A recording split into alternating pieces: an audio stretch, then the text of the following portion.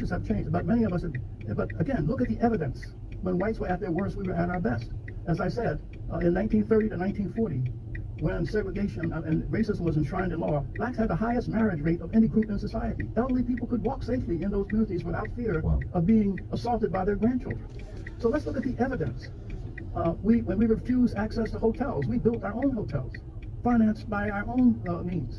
The Wallahaji in Atlanta, the Carver and Calvert Hotel in Florida, the St. Charles in Chicago, the St. Teresa in New York. I could go on and on. When we were denied access to colleges, we built our own. And in fact, our small business formation rate was higher than whites in the 20s, and that really determines any group's participation in the economy. It is not what government does for you or what white people do. In fact, I think those who continue to push this race agenda are Eurocentric. They assume that the destiny of blacks is determined by what white people do. That has never been the case.